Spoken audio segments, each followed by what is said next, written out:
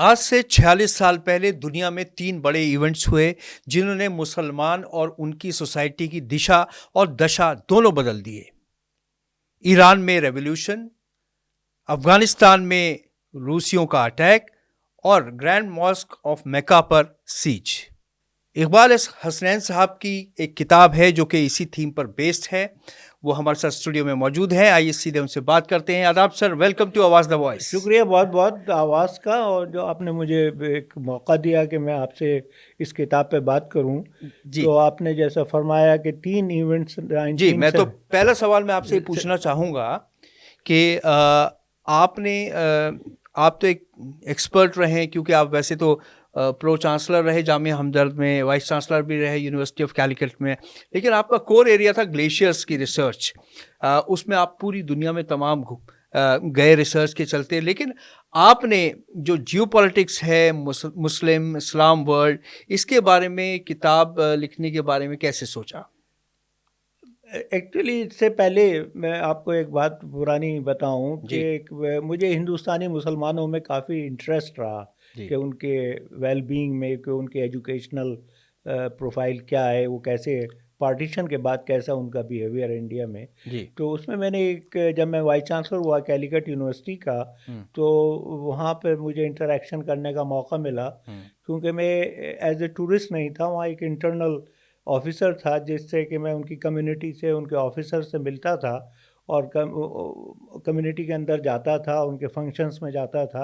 हम्म। तो मैंने देखा कि उनमें बहुत मुख्तलिफ है नॉर्थ इंडिया का मुसलमान और केरला के मुसलमानों में। तो उसमें मैंने एक किताब भी लिखी, हर आनंद पब्लिकेशन ने उसको पब्लिश किया, अच्छा। The Muslims of north India frozen in the past. अच्छा। तो मैंने जब वहाँ पे एजुकेशनल डेवलपमेंट देखा, कि उनके कॉलेजेस देखे, तो क्वालिटी है, जैसे मुस्लिम एजुकेशनल सोसाइटी के मोर देन 200 कॉलेजेस हैं, मेडिकल कॉलेज है, इंजीनियरिंग कॉलेजेस हैं। तो मैं अचंभे में पड़ गया कि इनके पास जब हिंदुस्तान आज़ाद हुआ तो कुछ भी नहीं था, एक कॉलेज था, हम्म। फर्रुख कॉलेज के नाम से। जी और आज नॉर्थ इंडिया में आप देखें तो यूनिवर्सिटीज़ थी, जामिया मिलिया थी, जी अलीगढ़ मुस्लिम यूनिवर्सिटी थी। जी मगर उसके बाद उनका डिटोरेशन शुरू हो गया जी और उन्होंने कोई भी स्कूल कॉलेजेस नहीं बनाए। जी अब वो थोड़ा बहुत उन्होंने अब रिवर्स किया है। फिर जामिया हमदर्द बनी और उसके बाद और भी थोड़े बहुत स्कूल बने, मगर उनकी क्वालिटी बड़ी ख़राब थी। जी। और उसका नतीजे से ये हुआ कि फिर मुझे, जब मैं ग्लेशियोलॉजिस्ट बन गया और मैं ग्लेशियोलॉजी पर रिसर्च करने लगा, हम्म तो जेएनयू में पहली मर्तबा हम यूनिवर्सिटी सेक्टर में लाए ग्लेशियोलॉजी को। हम्म। उससे पहले glaciology geological survey of India का एक पार्ट होता था, जी। और वो उसी में काम करते थे, और वो बहुत पहले से करते थे, आज से नहीं, ब्रिटिश टाइम से करते थे। जी। मगर वो कभी पब्लिश नहीं होता था उनका डेटा, हम्म। क्योंकि उनके यहाँ हायरार्की ऐसी थी कि वो अगर जी असिस्टेंट जियोलॉजिस्ट ने काम किया है तो डिप्टी डायरेक्टर जनरल और जी डायरेक्टर जनरल का भी नाम होना है, तो वो लाइक नहीं करते थे, वो कभी पब्लिश नहीं होता था। जी। तो जब मैंने इसको ग्लेशियोलॉजी का जो प्रोग्राम है department of science and technology के साथ शुरू किया, तो उसमें फिर हमने उसको पब्लिश करना शुरू किया। तो उससे हमारी विजिबिलिटी बढ़ी। तो राइट। पहली मर्तबा दुनिया को पता चला कि ग्लेशियर्स पे कोई काम हो रहा है। जी, तो आपकी ये जो किताब है, मैं ये जानना चाह रहा हूँ कि ये किताब जो है, आप कह रहे हैं कि आपको हिंदुस्तान के मुसलमानों में दिलचस्पी थी, लेकिन आपकी इस किताब में पूरी दुनिया में जो मुसलमानों के हालात हुए उन 1979 ऑनवर्ड्स, उसके बारे में हाँ, आप, उससे तो इसका आप क्या कनेक्शन देखते हैं हाँ, इंडिया के उसका मैं मुसलमान और वहाँ कनेक्शन के? जी थोड़ा सा आपको बैकग्राउंड बता रहा था। जी और उस बैकग्राउंड को ये बताऊं कि जब मैं ग्लेशियोलॉजिस्ट हो गया तो साउथ एशिया जो ग्लेशियोलॉजी प्रोग्राम है उसका मैं चेयरमैन हुआ, जी। जिसमें चाइना, इंडिया, पाकिस्तान सब शामिल थे। तो उससे मुझे अपॉर्चुनिटी मिली ट्रैवल करने, ग्लोबल ट्रैवल करने की। राइट। और जब मैं अमेरिकन यूनिवर्सिटीज़ में गया और कनाडा गया और साउथ अमेरिका गया और अलास्का गया, तो मैंने वहाँ देखा, ये 80s के बाद की बात बता रहा हूँ मैं, 79 गुजर चुका था, 80s की बात बता रहा हूँ। जी तो वहाँ पे मैंने देखा मस्जिदें बनी हैं। तो मैंने पूछा कि यहाँ पे तो मुसलमान बहुत कम रहते हैं, तो आप मस्जिद का क्या करेंगे? तो बोले कि साहब वो सऊदी गवर्नमेंट ने बनाई है, सऊदी की जो एजेंसी है, नॉट गवर्नमेंट, जी। एजेंसी ने बनाई है, जो मुस्लिम वर्ल्ड लीग। वो कहलाती है, जी। एक एक है मुस्लिम उनका वर्ल्ड लीग। एनजीओ है। जी जी जी। तो वो उसने, आपने मुस्लिम वर्ल्ड लीग का जिक्र किया अपनी हाँ, किताब वो में। मुस्लिम वर्ल्ड लीग जिसको जी कहते हैं, जी मुस्लिम वर्ल्ड लीग ने बनाई है। जी और उसमें तमाम उससे मुझे बातों से पता चला कि वो दे आर ऑल वहाबीज़ एंड सल्फीज़, और राइट। उनका जो कुरान का इंटरप्रिटेशन है और ये हुआ। तो फिर मैंने 94 में यूनिवर्सिटी ऑफ मैनचेस्टर में था, वहाँ भी एक ग्लेशियोलॉजी का प्रोग्राम मैं कर रहा था। जी। तो उसमें मेरा इंटरेक्शन हुआ, तो मैं जुमे की नमाज़ जब पढ़ने जाता था तो वो उनके बहुत बड़ी जो स्टूडेंट कम्युनिटी है जी। मैनचेस्टर में, पाकिस्तानीज़ और दुनिया भर का अरब्स मुसलमान बहुत रहता है वहाँ। तो काफ़ी उनमें मैंने फायरी स्पीचेस मैंने उनको देखा कि जब वो खुतबा स्टूडेंट पढ़ते थे, जी। कोई वो रेगुलर मौलवी नहीं पढ़ता था, तो वो काफ़ी फायरी स्पीचेस करते थे। तो 94 में चेचेनिया और ये कश्मीर और ये दुनिया अफ़गानिस्तान ये सब चल रहा था, तो वो कहते थे हमें जिहाद करना है और ये करना। तो मैंने देखा कि जो यंग जो मुस्लिम्स हैं, जो वहीं पे पैदा हुए, वहीं पे ब्रॉट अप हुए, जो इस टाइप की एजुकेशन ले रहे हैं, उनमें ये एक एलिमेंट बढ़ रहा है कि वो जिहाद की तरफ जा रहे हैं। हुँ। और इसी वजह से मैंने अमेरिका में भी देखा। जी। अमेरिका की में वो होती हैं हर यूनिवर्सिटी में एक इस्लामिक सोसाइटीज़ हैं जी। जिसमें स्टूडेंट पार्टिसिपेट करते हैं। अगर कोई फैकल्टी है अरब या सेंट्रल एशिया और साउथ एशियन, तो वो भी आते जी। जाते हैं उसमें। तो वो संडे स्कूल्स कहलाते हैं हुँ, उनके। हुँ। तो वहाँ पे अमेरिका में ये है कि वो बच्चे जो हैं रेगुलर स्कूल्स में जाते हैं, मगर वो संडे को वो आके इस्लामिक तालीम हासिल करते हैं। तो उसमें भी मैंने देखा कि ये एलिमेंट बहुत बढ़ रहा है। जी। और वहीं पे मेरी एक मुलाकात हुई, जो मैंने बताया आपको कि एक मैं लड़के से मिला जो निकारागुआ का था हुँ। और वो मुसलमान कन्वर्ट हुआ था। तो मैंने पूछा कि आप कन्वर्ट हुए? तो उसने कहा मैं रिवर्ट हुआ हूँ। अच्छा। तो उसके दिमाग में ये था कि पूरा दुनिया में जो भी बच्चा पैदा होता है, वो किसी भी मज़हब में हो, किसी भी ख़ित्ते में हो, वो मुसलमान पैदा होता है, हुँ, हुँ। मगर उसकी जो फैमिली होती है वो उसको हिंदू, मुसलमान, क्रिश्चियन बना देती है। जी। तो that kind of a concept was created by the internet at that time. जी। आपने जो अपनी किताब में 3 थीम्स रखी हैं जी। 1979 की, तो इसके बारे में थोड़ा हमें बताएँ? जी, जी। तो ये जो थीम है, अगर आप देखें 79 का बिगनिंग, जी। तो इरानियन रिवॉल्यूशन होता है। जी। इरानियन रिवॉल्यूशन से पहले ईरान जो था एक सेकुलर काइंड ऑफ कंट्री था और एक मुस्लिम कंट्रीज़ थे। अगर आप तमाम कंट्रीज़ को देखें 79 से पहले, सऊदी अरेबिया और इराक़, सीरिया, ये लोग कभी इस्लामिक नहीं लिखते थे। तो उसके 79 के बाद उन्होंने इस्लामिक लिखना शुरू किया।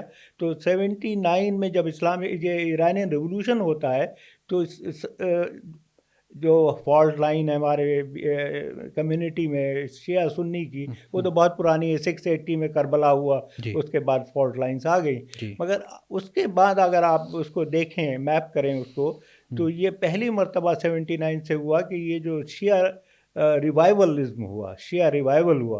हुँ। और उसका नतीजा ये हुआ कि जितने भी शिया माइनॉरिटीज़ थी डिफरेंट कंट्रीज़ में, उन्होंने खुमानी के फ़ोटो लगाने शुरू कर दिया, उनके बारे में बात करना शुरू कर हुँ। दिया।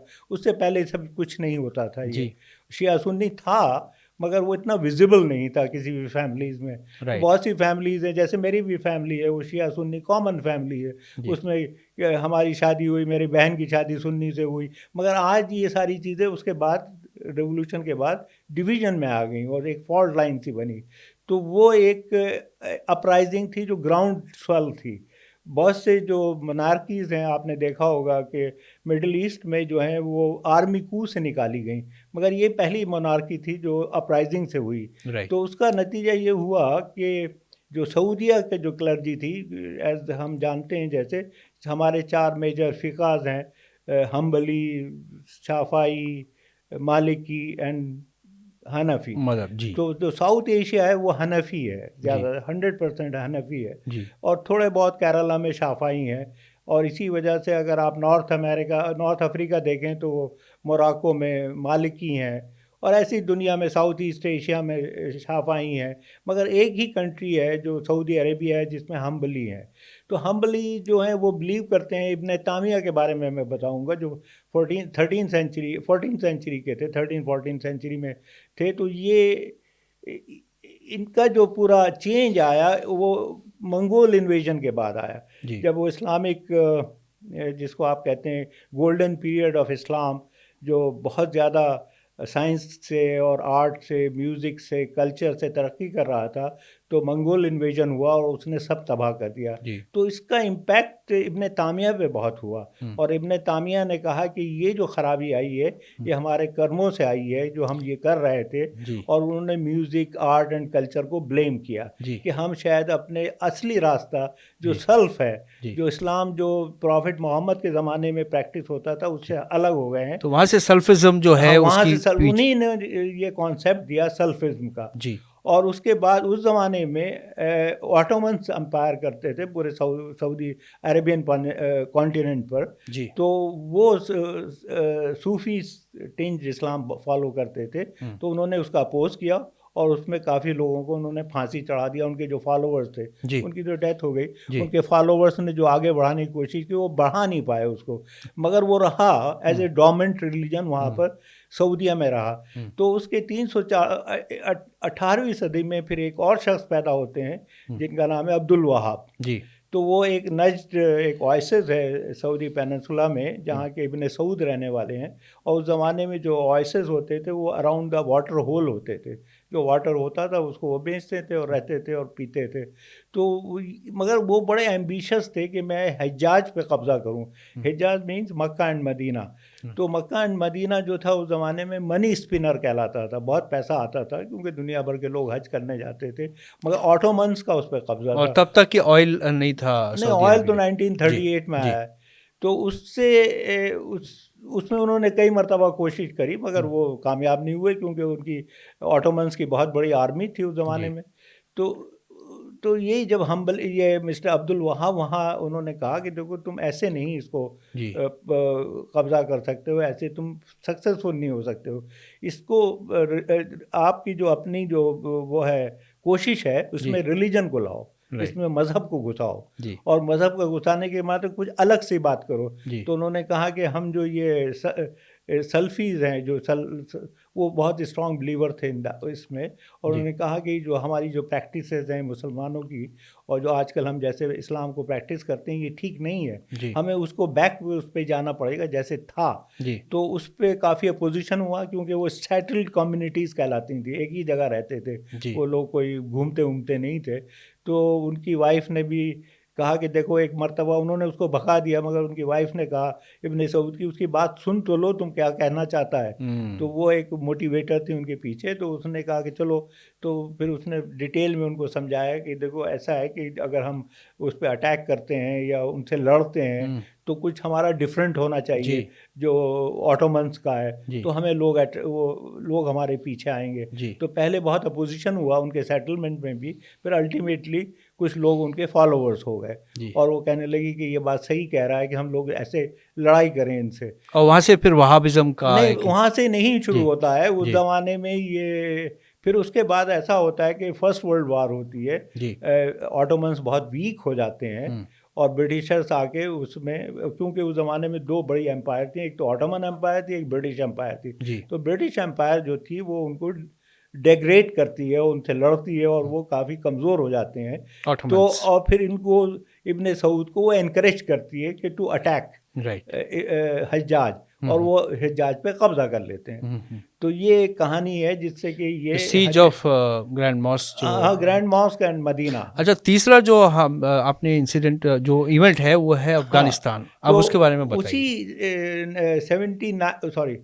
79 में जी। एक और इवेंट होता है जो जी। बिल्कुल अपेरेंटली और जिसको कहते हैं सीमिंगली इनकनेक्टेड है, उससे कोई कनेक्शन नहीं है उसका। जी। वो अफगानिस्तान में होता है। जी। अफगानिस्तान में होता ये है कि सोवियत यूनियन वहाँ पे घुस जाते हैं, आ जाते हैं, अटैक करते हैं। और सोवियत यूनियन का पर्पज़ ये था, ब्रेजनेव उस ज़माने में प्रेसिडेंट थे, कि to get the warm water port, कि उनके पास कोई वार्म वाटर पोर्ट नहीं था। जी। तो इससे वो वार्म वाटर पोर्ट की तरफ बढ़ना चाहते थे। तो उस ज़माने में प्रेसिडेंट जो थे अमेरिका के, रोनाल्ड रेगन थे। जी। रोनाल्ड रेगन में एक बचपन से उनमें एक वो था, जिसको आप ये कहिए कि उनके दिमाग में ये था कि मैं कैसे सोवियत यूनियन को, जब से वो पॉलिटिशियन बने थे, इसको डिस्ट्रॉय करूं। और वो समझते थे कि ये बहुत बड़ी पावर है जी। और अमेरिका भी डेवलप एक बड़ी पावर है। सेकेंड वर्ल्ड वॉर के बाद वो एक बड़ी पावर एमर्ज हुई थी। तो कैसे उसको हम डिसमेंटल करें। तो उनका एक ये वो था शौक था और इनके दिमाग में घुसा हुआ था। तो जब वहाँ पे मुजाहिदीन उनसे लड़ने लगे सोवियत आर्मी से, जी। तो वो तो बेचारे उनके पास कुछ भी नहीं था, बहुत ही घोड़ों से लड़ते थे। और तो वहाँ की जो सिक्योरिटी, उनके जो एडवाइज़र थे, उन्होंने कहा कि why don't we arm them, और अगर हम उनको आर्म करेंगे तो वो they can fight better and then the Soviet Union will become weaken and they will leave right. Afghanistan. उनसे कोई अफगानिस्तान से कोई रिलेशन नहीं था, ना कोई मोहब्बत थी। जी। They never liked Afghanistan because they are Bedouin type people, और एक जिसको आप कहते हैं आउटलायर था उनके लिए। मगर वहाँ पे उनका एक पर्पस सॉल्व हो रहा था कि how to defeat Soviet Union. तो उन्होंने उस पर काम करना शुरू किया। तो एज यू नो कि अमेरिका में कोई फ्री लंच नहीं होता है, तो उन्होंने कहा सऊदी अरेबिया से कि आप इसको पैसा दो और हम आर्म्स देंगे। आर्म्स जो थे ब्रिटिश अमेरिकन आर्म, सऊदिया ने उसको फंडिंग किया, और पाकिस्तान को उन्होंने यूज़ किया कि आप इसको लड़ो और आगे बढ़ो। तो उसमें हुआ ये कि जितने भी आपकी वो जो pickup trucks and Stinger missile जितने भी आए, वो all bills is gone to the Saudi Arabia right. And the army of Pakistan. ज़माने में एक उनके चीफ ऑफ सिक्योरिटी स्टाफ थे गुल, वो उसके लीडर बने, और उन्होंने एक कैमेफ्लॉज किया कि हम लोग क्यों ना इनको जो मदरसों में लड़के पढ़ते हैं उनको ट्रेन करें थोड़ा सा, और उनको आगे करें, और उसके पीछे हम पाकिस्तानी आर्मी को घुसाएं और उससे वो हम कैप्चर करें। तो उन्होंने कैप्चर कर लिया अल्टीमेटली। तो फिर एक नॉर्दर्न फोर्सेस होती थी जो अगेंस्ट थी इनके, तो वो बिल्कुल ही उनको कॉर्नर कर दिया, और इन लोगों ने काबुल पे कब्जा किया, और एक मुल्ला उमर करके नाम एक टाइप के लीडर को उन्होंने उसको इंस्टॉल कर दिया। तो दैट वाज दिन। तो फिर अमेरिका ने कहा चलो our job is done, right. तो वो वहाँ से चले गए, और उनका कोई इंटरेस्ट नहीं रहा। मगर वो पेशावर के बाज़ारों में आपके ये स्ट्रिंगर मिसाइल्स बिकते रहे और उनके आर्म्स बिकते रहे। तो जो भी रेडिकल एलिमेंट थे वो ख़रीदते रहे।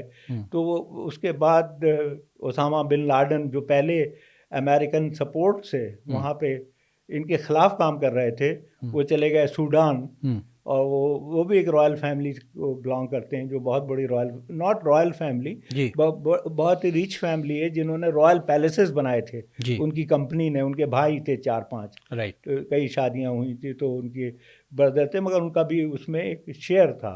तो he used to get the share from that company. तो he was apparently very rich.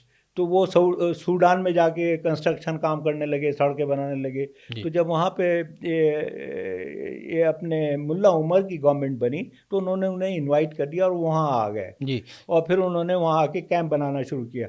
तो इसमें अगर आप तीनों इवेंट्स में अगर आप देखें, तो एक इसमें क्या पैटर्न क्या देखते हैं sir? What is the pattern, what is the underlying your analysis, you have written this book. ये तीन आप जो क्या do you think that these were the regressive, these were the events which led to the regression of the Muslim society? तो तीनों में दोनों में एक चीज एलिमेंट कॉमन है, वो है anti Shiaism, anti Shia, because Shias को वो कहते हैं they are not Muslims, not बिदा, उसका एक ख़ास वर्ड होता है, मैं बोल रहा हूँ जी। तो और उसमें जो वहाँ भी एलिमेंट था, वो आके वहाँ पर पाकिस्तान और आपके अफ़गानिस्तान में डोमिनेंट हो गया जी। तो जो आपका सऊदीया का जो एलिमेंट था, that's why they are two, एक चैप्टर है मेरा इसमें competitive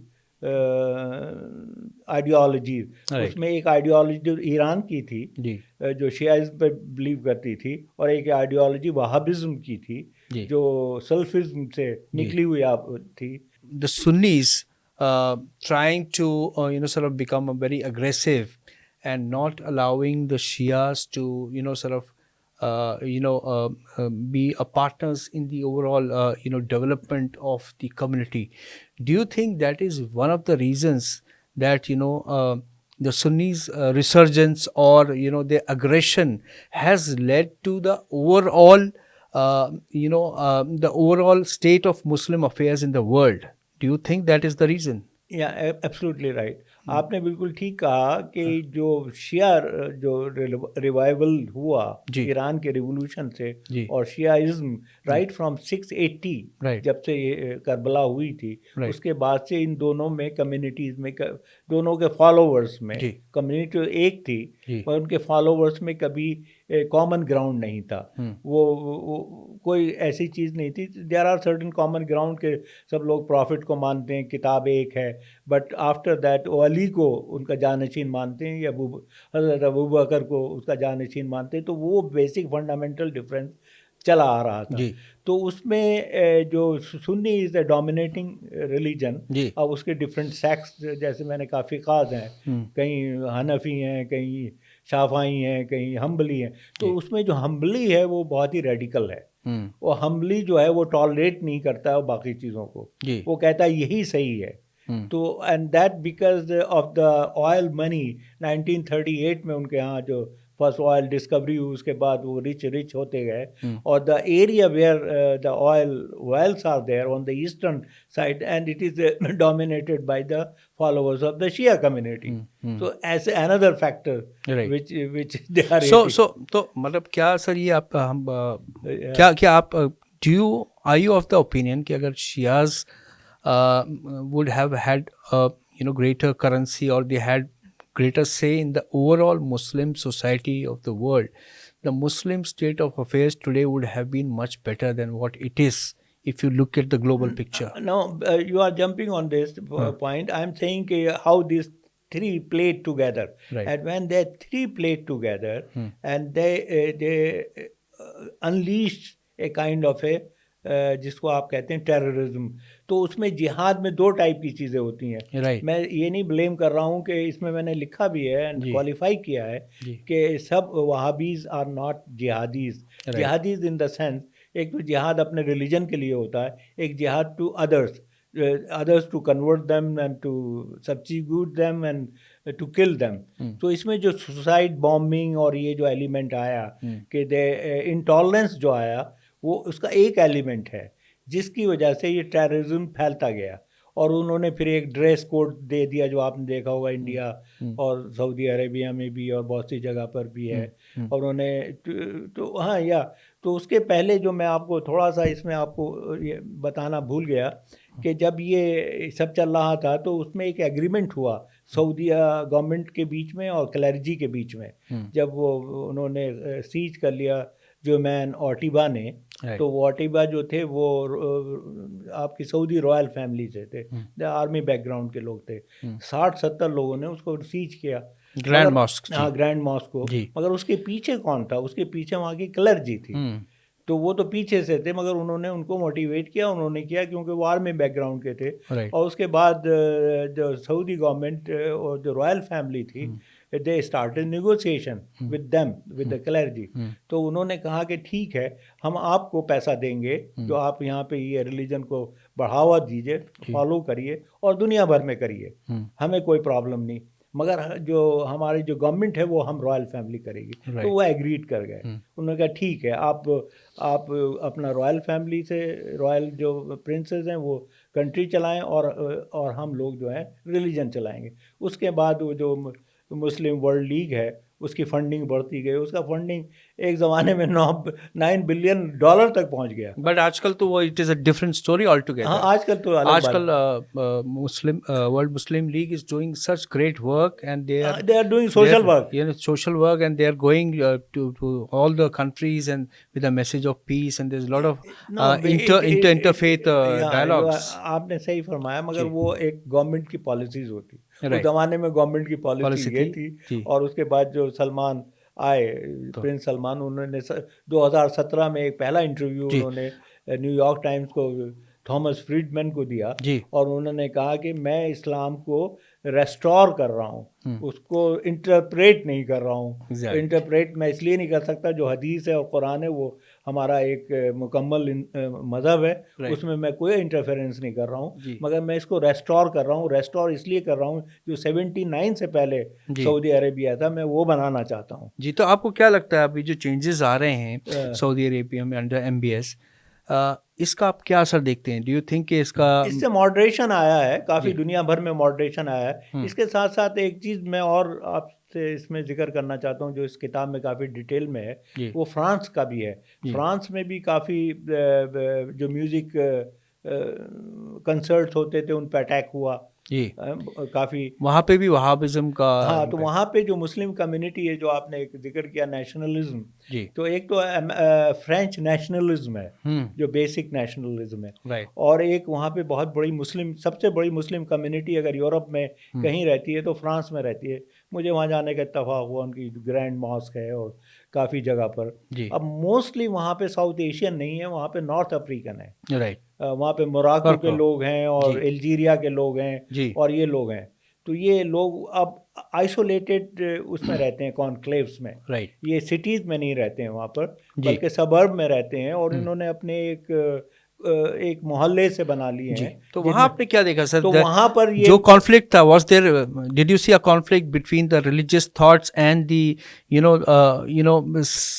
assimilation with nationalist feelings of France? वहाँ क्या? या जी। तो उसमें हुआ ये कि जब इन्होंने ये सब अपना हो गया, तो वहाँ पे जो सऊदी की जो हदीस का इंटरप्रिटेशन और कुरान का इंटरप्रिटेशन जो वहाबिज़्म के साथ हुआ, वो उन्होंने उसको सप्लाई किया और उससे वहाँ के लोग में तब्दीली आई, जी। और वो भी मिलिटेंसी की तरफ बढ़ने लगे। जी। और वो जैसे म्यूज़िक कंसर्ट में पहले जाते थे, जी। अगर आप देखें आज से नहीं है मुसलमान, फ्रांस में बहुत ज़माने से मुसलमान है, जी। बहुत ही अर्ली एजेस से है। Of course. तो उसमें वो जैसे जाते कॉलोनीज। थे, मगर जी। फिर उन्होंने जाना बंद कर दिया उसमें, जी। और फिर हर चीज़ को प्रॉफिट की बर्थडे मनाना बंद कर दिया, जो जो उसके वो हैं डिफरेंट बिदा जिसको कहते हैं विदा। ये जी। लोग। जी। तो उसमें सारी जो जो जो कल्चरल आस्पेक्ट था वो उसको बिल्कुल उन्होंने ख़त्म कर दिया, और सिर्फ जो मुसलमानों में जी। जिसको कहते हैं ओरिजिनल इस्लाम। अब नोबडी नोज़ के ओरिजिनल इस्लाम था क्या उस ज़माने की, कोई, ये तो ओरल हिस्ट्री कहलाई जाएगी, राइट। राइट। किसी ने सुना और उसने बताया, जी। क्योंकि कोई रिटन हिस्ट्री तो है नहीं उस ज़माने की, right. Right. Except right. The book and हदीस। जी। हदीस भी 200 साल बाद बनी। जी। जी। जी। हदीस भी उस ज़माने की नहीं बिल्कुल है। बिल्कुल, ये बात तो तो तो सही है। ये तो ओरल हिस्ट्री है। जी। तो उस पे वो लोगों में जो हुआ, तो उसमें जो मैक्रॉन है, इसने काफ़ी पॉजिटिव रोल प्ले किया। जी। क्योंकि आपने देखा होगा फ्रांस, इसने अभी भी आप देख रहे हैं कि ये कह रहा है कि हमें एज ए यूरोप डेवलप होना चाहिए, हमें ज़्यादा अपने आर्म्स खुद से बनाने चाहिए, why should we depend on America. जी। तो इसने इसलिए ये कहा कि जो हमारा जो he is not against Islam जी। एज पर से, इसने कहा जो इस्लाम जो प्रैक्टिस हो रहा था पहले, उसको हमें रिमूव करना होगा, और जो प्रैक्टिस हमारी पुरानी थी जी। उसको फिर से हमें राइज करना होगा। जी। तो मोराको ने ये किया। आप मोराको में आपने देखा होगा कैसा ब्लांका एंड ऑल, जी। उस ज़माने में वहाँ पे टेररिस्ट अटैक हुए, जी। और कैसा ब्लांका जो है वो एक टूरिस्ट सेंटर था। राइट। तो उसके बाद जो उनकी डेथ हो गई, जो किंग हसन थे फर्स्ट, जी। अभी किंग हसन 2 है, उनके बेटे हैं। राइट। तो उन्होंने ये किया कि तमाम वहाँ पे एक मिनिस्ट्री है जिसका नाम है रिलीजियस अफेयर, और पूरा एक मिनिस्टर होता है उनके यहाँ। जी, अभी कई मुल्कों में होने लगा है। हाँ, पूरे मुल्कों में होने लगा, मगर उनके यहाँ बहुत पहले से है। जी। जी। तो उसने ये कहा कि देखो, हमें ये जो जितना लिटरेचर है, वहाँ भी लिटरेचर है, उसको हमें रिमूव करना होगा। तो उन्होंने तमाम मदरसों को स्ट्रिक्ट किया कि अगर आप वहाँ भी लिटरेचर नहीं रिमूव करेंगे, हम आपको बंद कर देंगे। जी। तो उसका नतीजा ये हुआ कि वो सारा उन्होंने रिमूव कर दिया, और वो फिर से ओरिजिनल इस्लाम जो उनका मलिकी इस्लाम है, जो फ़िक़ा है उनका मलिकी है, जी। उसको फॉलो करने लगे, और उससे उनके यहाँ काफ़ी अफ्रीका में। सुकून, शांति जिसको कहते हैं, जी। वो हो गया। जी। तो वही मॉडल इसने लिया, जी। मैक्रॉन ने, और उसने स्ट्रिक्ट इंस्ट्रक्शन दिया कि तमाम वहाँ भी लिटरेचर सऊदिया का जो बनाया हुआ है वो रिमूव कर दीजिए, और जो हमारे जो प्रीस्ट ने लिखा है उसको लगाइए। तो वो ऐसे ही वहाँ पर भी हुआ। और फ्रांस में आपने उसके बाद कभी नहीं सुना होगा कि कोई इंसिडेंट हुआ है। राइट। मगर यहाँ पर मैं एक बात कहना चाहता हूँ, अमेरिका ने नहीं ये किया। अमेरिका ने स्टिल वो अपने जो जितने भी उनके, क्योंकि बहुत बड़ा कंट्री है, उनके इस्लामिक सेंटर्स हैं, और जो वहाँ पे उन्होंने काफ़ी एनकरेज किया 9/11 के बाद।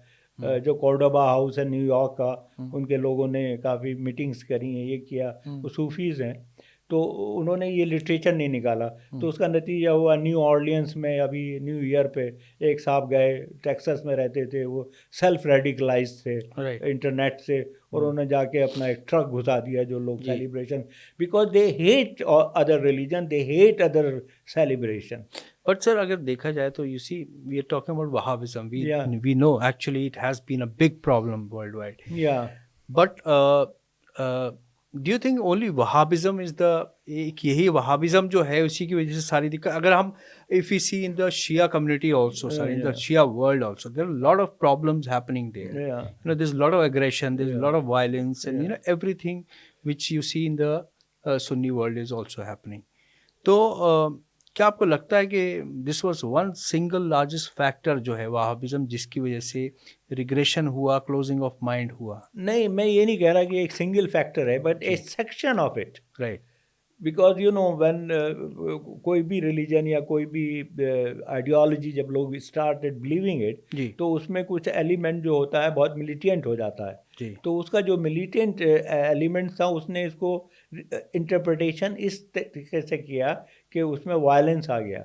तो वो एज ए उसमें आपके तालिबान इंक्लूडेड है, उसमें पाकिस्तान का रोल इंक्लूडेड है, और उसमें सऊदीया का एक सेक्शन का रोल इंक्लूडेड है, जो बाद में उन्होंने रेगुलेट किया और उसको चेंज किया.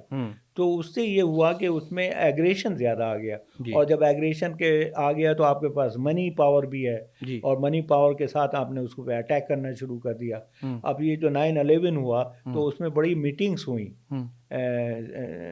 इसमें मैंने काफ़ी डिटेल में इस किताब में भी लिखा है कि वहाँ पे जब लोग आते थे काबुल, तो डायरेक्ट काबुल की फ़्लाइट लेके नहीं आते थे. कोई बैंकॉक से आ रहा है, कोई सिंगापुर से आ रहा है, वो यूरोप से निकलता है, बैंकॉक जाता है, और फिर जिससे लोगों को पता ना चले कि कहाँ से वो कहाँ जा रहा है. राइट. तो ऐसे वो लोग आते थे.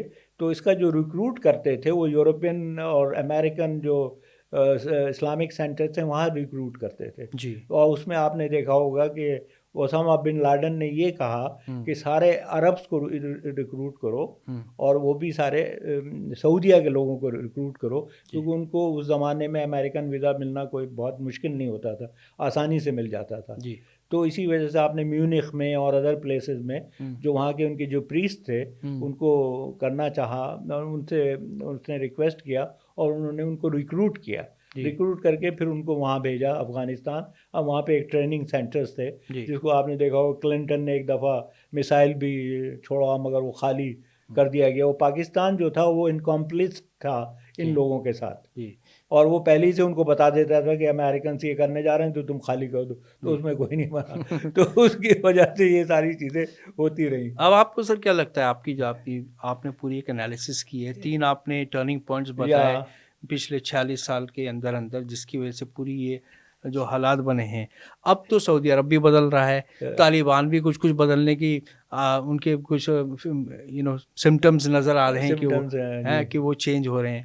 तो अब आप आगे का रास्ता क्या देखते हैं? इसमें आगे का रास्ता वही है जो मैं स्ट्रांगली बिलीव करता हूँ, जो प्रिंस सलमान ने कहा कि we have to restore Islam, we are not interpreting Islam. Right. तो वो आप जो पहले हमारा जो सूफी, जैसे इंडिया में सूफी हनफी सूफी इस्लाम के लोग फॉलो करते थे, और उसमें मैंने इसमें एक चीज़ और लिखी है, भक्ति मूवमेंट से जो हिंदूज से जो उनका रिएक्शन हुआ, अद्वैतिया जो वो आपका कहलाता है ना, पहले जो एक्चुअली सूफीज़म पहले ही से हिंदूज में मौजूद था, एक दूसरे से बात करना ये करना. तो वो जब इस्लाम आया तो उसकी में भी यही एलिमेंट थे, तो इससे काफ़ी उनमें आपस में एक दूसरे से काफ़ी जिसको आप कहिए कि रिलेशनशिप डेवलप हुआ.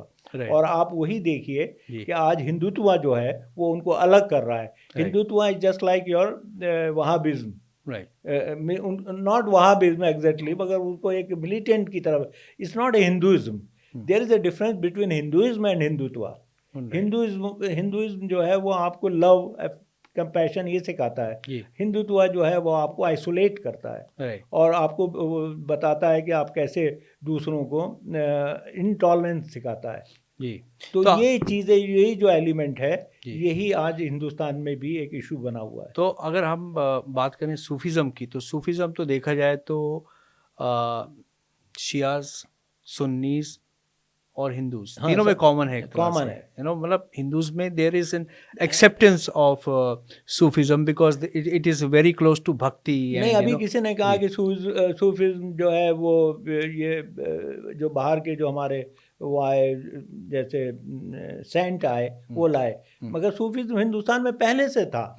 वो उसको सूफिज्म नहीं कहते थे, उसको अलग टाइप से कहते थे, जी। मगर वो था, उसका एलिमेंट था हिंदू कम्युनिटी में। जी। तो आके उससे वो एकदम मिल गया, और उससे फिर गंगा जमनी तहजीब बनी, और जिसको आप कहते हैं नॉर्थ इंडिया की गंगा जमनी तहजीब क्या है, वो इन्हीं का दोनों का मिलन है। जी।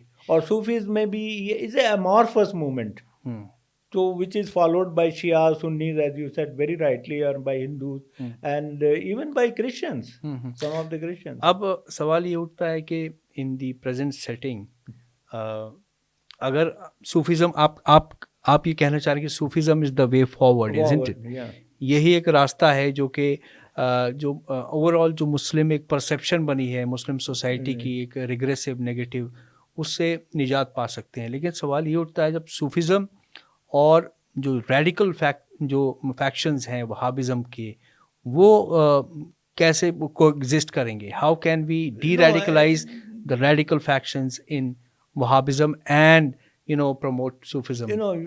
You are right, but what happens कि जो रेडिकलाइजेशन होता है उसका मार्जिनलाइजेशन हो जाता है जब लोग कम होते हैं। राइट। तो ऐसा मैं ये नहीं कह रहा हूँ कि बिल्कुल एरिडिकेट हो जाएगा, दुनिया से ख़त्म हो जाएगा। राइट। कोई भी आइडियोलॉजी ख़त्म नहीं होती है, वो डाउन हो जाती है। जी। तो आजकल जो है वो डाउनवर्ड उसका जो उस पे चल रही है जी। ट्रैजेक्टरी पे। मगर ये है कि अगर आप लोग ऐसे ही फॉलो करता रहा, दुनिया ऐसे ही फॉलो करती रही सूफिज्म प्रैक्टिसेस और love and affection for other religion, तो अल्टीमेटली वो कम होगा। क्योंकि अगर आप देखें कि किसी भी कंट्री में या कि दुनिया में मूवमेंट्स होते हैं और वो फिर डाई डाउन हो जाते हैं आफ्टर सम टाइम। राइट। तो उसमें पहले तो लोग उसको एक्साइटेड होते हैं, फॉलो करते हैं, मगर बाद में उसका देखते हैं। आपने देखा इस्लामिक स्टेट का क्या हुआ, इस्लामिक स्टेट बन गई, उसके बाद में उसके खिलाफ जो उन्हीं लोगों ने जो उसमें पार्टिसिपेट कर रहे थे वही उसके अलग हो गए। और सीरिया जो है वो, सीरिया में आजकल प्रॉब्लम चल रही है जी। सीरिया का अगर आप आजकल देखें तो जो आजकल रूलर हैं वो इस्लामिक स्टेट बैकग्राउंड से आते हैं जी। मगर वो अपने आप को मॉडरेट करने की कोशिश कर रहे हैं। तो वहाँ की जो माइनॉरिटीज़ हैं वहाँ पे सुन्नी 80% हैं, शियाज अबाउट 20% हैं, और डिफरेंट फॉर्म में अलवाइट्स कहलाते हैं जो भी कहते हैं। तो उसमें आपने देखा कि अभी भी कॉन्फ्लिक्ट कल भी हुआ, कल भी उनके यहाँ राइटिंग हुई, एक दूसरे से मार हुई। तो ये चलेगा कुछ दिन तक, मगर वो एडजस्टमेंट होता है। लगता है आप बहुत क्लोजली फॉलो करते हैं sir these political events, specially connected to the Muslim world. नहीं तो वेरी गुड सर। बट अब सवाल एक ये भी उठता है सर, हम सूफिज्म की बात कर रहे थे, अगर हम we have to make Sufism compatible with the slightly conservative Muslim factions, we have to the जो सूफिज्म की डेफिनेशन है उसको लेकर भी लोगों को इश्यूज होते हैं कि व्हाट इज सूफिज्म। एक सूफिया जो ओरिजिनल कॉन्सेप्ट है सूफिज्म का, दैट वो चीज़ नहीं रही। अब now Sufism is confined to music, it is confined to poetry and all those things. तो एक जो सूफिज्म का जो कॉन्सेप्ट और था कि you become an aesthetic and then you become आप लीन हो जाते हैं, एक भक्ति एक आपकी हो जाती है। नहीं, अगर आप देखें इस्लाम की हिस्ट्री भी, तो प्रॉफिट मोहम्मद जब गार में गए तो वो वहाँ पे मेडिटेट कर रहे थे। तो वो क्या सूफिज्म नहीं है और क्या है, उसको आप डिफाइन कर सकते हैं। व्हेन आप यू डू मेडिटेशन और आप सोचते हैं अपने खालिक के बारे में, अल्लाह के बारे में, चाहे आपका वो तो एक ही है, वो चाहे किसी भी क्रिश्चियन कम्युनिटी का हो, हिंदू, वो तो एक, तो उसके बारे में जब आप सोचते हैं वही हम उसको सूफिज्म कहते हैं। तभी तो मैं कह रहा हूँ कि बड़ा अमॉर्फस मूवमेंट टाइप की चीज़ है ये, इसको डिफाइन नहीं किया जा सकता है और कि फलाने ये किताब है। It's a very open concept. Yeah, open concept. From Rumi to Yeah, and you respect other religion, you tolerate other religion. उनकी प्रैक्टिसेस को भी अप्रिशिएट कीजिए, आप उसको बुराई मत करिए। अब जैसे आपने देखा कि कोई कह रहा है कि अगर मुझ पर रंग गिर जाएगा तो मैं मुसलमान नहीं रहूँगा, ये कोई बात नहीं हुई कि अगर आप पे रंग गिर गया तो कोई हिंदू मुसलमान नहीं होता है। रंग तो रंग होता है, कलर, बेशक। तो उससे आपकी आपकी जो रिलीजियस बिलीफ है उस पर कैसे असर पड़ेगा? This is beyond my comprehension. Right.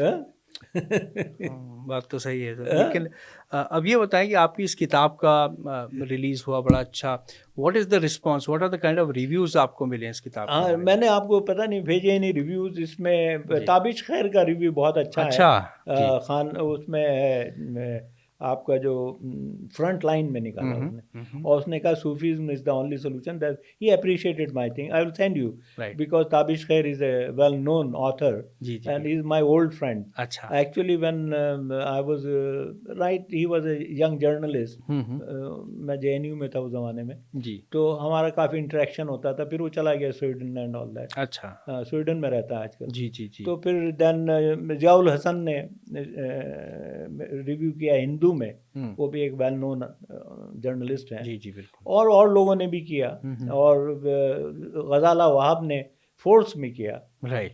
तो ये इम्पोर्टेंट है मेरे लिए। और बाकी तो वहीं इंडियन एक्सप्रेस ने किया और फला ने किया, तो दैट इज़ देयर। और फिर इसके अलावा ये किताब काफ़ी यूनिवर्सिटीज़ में डिस्कस हुई, जैसे मैसूर यूनिवर्सिटी में, बेंगलोर में, कैलीकट में, जामे मिलिया इस्लामिया में, तो बहुत क्राउड था स्टूडेंट्स का। जी। And they all appreciative because उनके कुछ सवालात थे स्टूडेंट्स के हाँ, आपसे? स्टूडेंट्स के भी सवालात थे। मसलन क्या पूछा उन्होंने आपसे? नहीं, सवालात इसी पे थे। कुछ तो उसमें जैसे अभी मैं आपको बताऊं, रिसेंटली यूनिवर्सल बुक हाउस ने लखनऊ में किया, जी तो वहाँ एक साहब ने कहा मैं प्रैक्टिसिंग सल्फी हूँ। जी ओके जी। It's okay, you believe in that, but मैं उन चीज़ों पे नहीं बिलीव करता हूँ जो वायलेंस करते हैं, जो इंटॉलरेंट है। जी तो वो ही मैंने इसमें किताब में डिफरेंशिएट किया है जी। कि I am not blaming the entire You're not squarely blaming जी सल्फीज और वहाबीज जी। मगर उसका जो वो पार्ट है जो जो आपको दूसरों से इंटॉलरेंट बनाता है, दूसरों का एग्जिस्टेंस को एक्सेप्ट नहीं करता है, दूसरों की प्रैक्टिसेस को एक्सेप्ट नहीं करता है। अगर कोई म्यूज़िक में डांस कर रहा है तो हमें क्या तकलीफ है, करने दीजिए उसको। तो ऐसे ही तो प्रॉफिट ने कहा था कि जब वो मक्का से मदीना गए तो उन्होंने कहा you follow your religion, I follow my religion. तो वही बेसिक चीज़ें ये लोग भूल गए हैं जो इस्लाम के फॉलोवर हैं, कि जब प्रॉफिट ये कह रहे हैं कि भाई आप अपना फॉलो करो, तो फिर आप उनको हार्म क्यों करते हो? आप उनके बारे में क्यों कहते हो कि ये ख़राब है, ये अच्छे नहीं है? हर आदमी, हर रिलीजन, चाहे वो क्रिश्चियनिटी हो, जूडिज़्म हो, और इस्लाम हो, और हिंदुज़्म हो, उनकी अपनी अपनी प्रैक्टिसेस हैं। जो जब भी किसी रिलीजन एक्सक्लूसिव बनने की कोशिश की, हाँ, it has only it has had a हाँ, सेटबैक, वो नैरो हो जाता है थिंकिंग में, और जब नैरो हो जाता है तो फिर उसमें वायलेंस भी आ जाता है, वायलेंस भी आ जाता है, और उसमें हेट आ जाती है। Correct. Then started hating the others. Right right. या अच्छा एक बात बताइए, आप तो पूरी दुनिया में घूमे, जी। आपने रिसर्च की ग्लेशियर्स की, थोड़ा उसके बारे में बताएं। और आप तो ग्रीन कार्ड होल्डर हैं अमेरिका के, आपने हिंदुस्तान में सेटल करना पसंद किया, अमेरिका आपको अच्छा नहीं नहीं, लगता? एक्चुअली व्हाट हैपेंड, जब मैं ग्रीन कार्ड था मेरे पास, जी तो मैं काफ़ी पोजीशंस थी मेरे पास इंटरनेशनल। राइट। मतलब मैं इसका साउथ एशिया का चेयरमैन था, JNU में प्रोफेसर था, तो वहाँ तो मैं ये सब चीज़ें एक साथ नहीं हासिल कर सकता था। जी तो वहाँ मैं जाता तो वो मुझे कोई लेक्चरर बनाता, कोई असिस्टेंट बनाता, जी किसी भी यूनिवर्सिटी में मैं घुस जाता। जी मगर तो उसको मैंने सोचा कि ऐसे ही मैं रहने दूँ, जी और फिर एक एज आ जाती है तो फिर वो मैं रहा नहीं, मेरा बच्चा वहाँ रहता है, बेटा जी रहता है, जी जी मैं नहीं रहा। जी। तो अब मेरे पास गोल्डन वीज़ा है, UAE का आल्सो। अच्छा हाँ, बिकॉज आपके कोई मस्कट में कनेक्शन है? नहीं, मस्कट से नहीं, मेरा UAE की बात है। नहीं UAE में नहीं, मैंने आपको शायद यूनिवर्सिटी में किसी मैं वहाँ पे कोई एक एजुकेशनल कॉन्फ्रेंस किया था, तो उसमें मैं मतलब अच्छा एजुकेशनल राइट, इंस्टीट्यूट चला रहा था। Okay okay okay. तो फिर मैंने वो उनको दे दिया, वो केरला के लोगों के साथ था। जी जी जी अब मैं एक्टिवली नहीं पार्टिसिपेट करता हूँ। जी।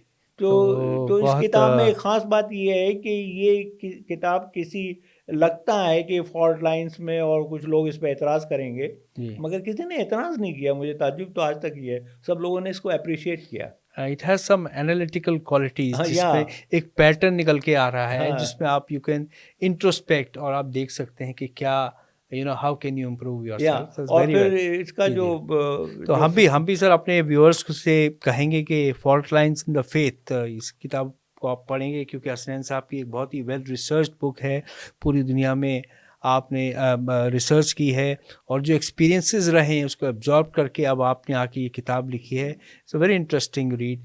सर, आप हमारे स्टूडियो में आए, इस बातचीत में Thank बहुत you. मज़ा आया Thank you. वाकई में। शुक्रिया। Thank you so much. Thank you very wish you all much. The best for Thank you. Many Thank more you. Such books, sir. Thank you. Thank you.